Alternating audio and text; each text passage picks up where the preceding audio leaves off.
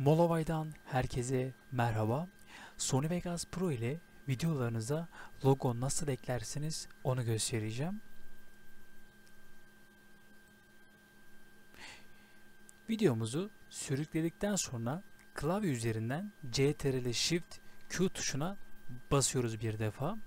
Bastıktan sonra şöyle bir şey ekrana geliyor. Şimdi bu kısma logomuzu koyuyoruz. Logomuz da şudur. Şöyle sağ klik yapalım. Logo mutlaka .png olması gerekiyor. Bunu buraya sürüklüyorum.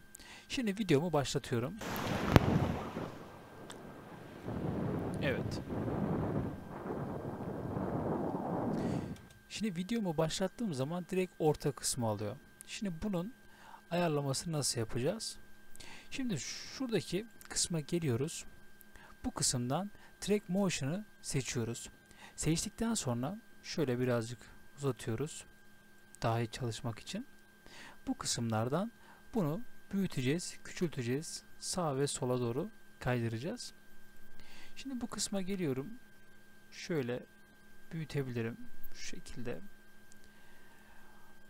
Sonra şu kısımdan X ve Y kısmından ekranın şöyle sağına ve soluna getirebilirim.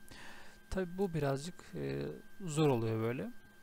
Şu şekilde yaptığınız zaman şöyle de aşağı indirelim. Evet.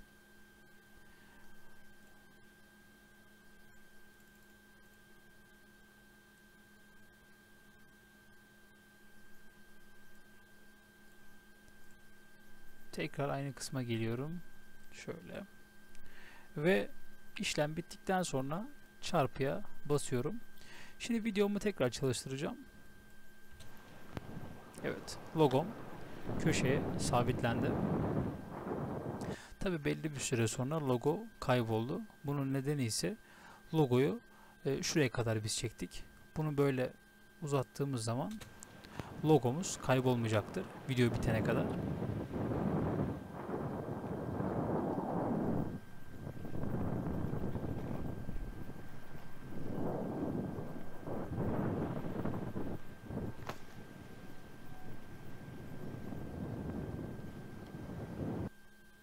Evet.